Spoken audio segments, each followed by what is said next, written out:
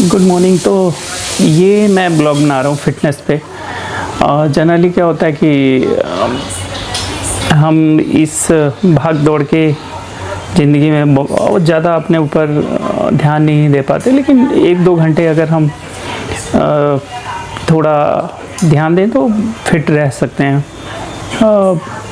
Mainly मुझे लगता है कि सुबह का टाइम सबसे बेस्ट टाइम है फिटनेस में। अगर मैं मानूँ तो 2 पैरामीटर्स है, एक है ऑफ कोर्स एक्सरसाइज और दूसरा जो है वो है आप क्या खाते हैं पीते हैं, मतलब आपके मील्स।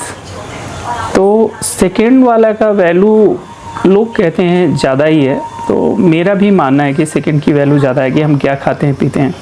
तो 2-3 चीज़ें तो सबको कॉमन पता है कि हाँ ठीक है, चीनी नहीं लेना है, हम रात को खाना अगर 40 के ऊपर हमारा एज है तो 12-13-14 घंटे की फास्टिंग हम करें तो हमारे लिए बहुत बेहतर होगा।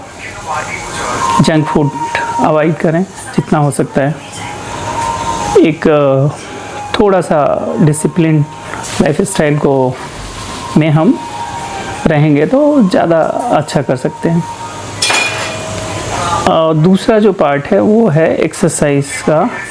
तो एक्सरसाइज में मैं बहुत लोगों का अलग अलग प्रेफरेंसेस रहता है। कोई जिम करता है, कोई स्पोर्ट्स करता है, कोई मैं जैसे रनिंग एंजॉय करता हूँ तो मेरा रहता है वॉक और रनिंग करूँ। तो सर्दियों का 2 महीना अगर मैं छोड़ दे दूँ, क्योंकि 2 महीना इतना रेगुलर बेसिस पे नहीं हो पाता है, तो कोशिश मैं करता हूँ कि हाँ हफ्ते में 3-4 दिन मैं रनिंग कर लूँ, 1-2 दिन वॉक कर लूँ 5 दिन का। और मैं इसमें लगभग फिट भी रहता हूँ। मैं 48 साल एज के बाद भी मेरा कोलेस्ट्रॉल वगैरह सब कुछ कंट्रोल में रहता है। तो मेरा जो रहता है रूटीन में ये रहता है कि 6:30 बजे के आसपास मैं रनिंग करने जाता हूँ और 8:30-9 बजे ही कुछ ले पाता हूँ। प्रोटीन मेरा मील सबसे फेवरेट रहता है कि एक प्रोटीन शेक मैं लूँ, फिर एक फ्रूट्स में ज़रूर एप्पल या एक बनाना, और सैलेड्स का पार्ट थोड़ा सा रहता है मेरा कि चाहे लंच में ले लिया या सुबह 11-12 बजे अगर मैं ऑफिस जा रहा होता हूँ तो 11-12 बजे के आसपास 11-11:30 बजे मैं अपना सैलेड ले लेता हूँ। तो ये तो, और लंच में ठीक ठाक करता हूँ। तो ये तो मेरा रहा मील का। एक्सरसाइज का मेरा रहता है कि मैं अपना सुबह 6:30 बजे से 10 किलोमीटर के आसपास का रनिंग हो जाए या 5-7 किलोमीटर का वॉक हो जाए, ये अल्टरनेट डेज पे। तो ये मेरा रूटीन रहता है।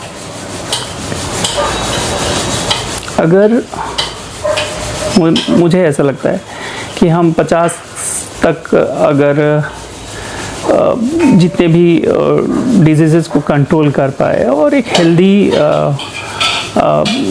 फिटनेस बनी हुई है तो आगे का जीवन थोड़ा सा आसान हो जाता है। वैसे तो प्रेडिक्ट करना मुश्किल है कब क्या कुछ हो जाए, लेकिन फिर भी चीज़ें आसान हो जाती है।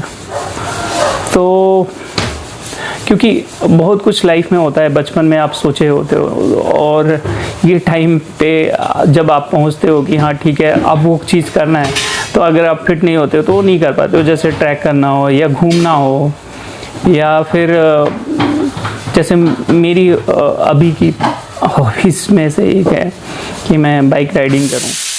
अभी मैंने स्टार्ट किया है। पहला जो मेरा जर्नी रहा बहुत सक्सेसफुल रहा। जीबी में गया था, ये मनाली के पास है, तो अच्छा था।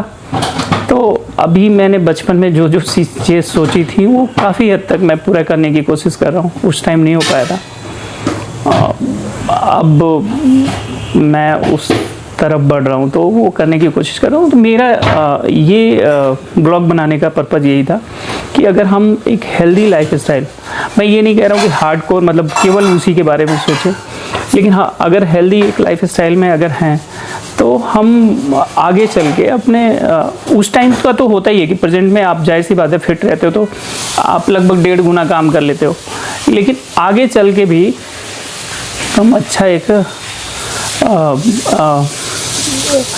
लाइफ एंजॉय कर सकते हैं। तो मेरा ये ब्लॉग बनाने का पर्पज़ यही था कि हमारी जितनी भी जीवन में हमारे गोल्स हों, तो जो मेन गोल्स हो वो है हमारा हेल्थ। अगर हेल्थ हमारा सही है तो आगे आने वाले जीवन में जितने भी हमारे गोल्स हैं, हम चाहें तो उसको, ठीक है, किसी का पूरा होता है, किसी का पार्शियल अचीव होता है, कोई नहीं कर पाता है, लेकिन फिटनेस पे जो अगर किसी ने कंसंट्रेट किया तो मेरा ऐसा मानना है कि वो कम से कम अपने गोल्स को नहीं भी पा पाए तो एक अच्छी लाइफ, बैलेंस्ड लाइफ जी सकता है। तो इस वीडियो का मेरा बनाने का यही पर्पज़ था।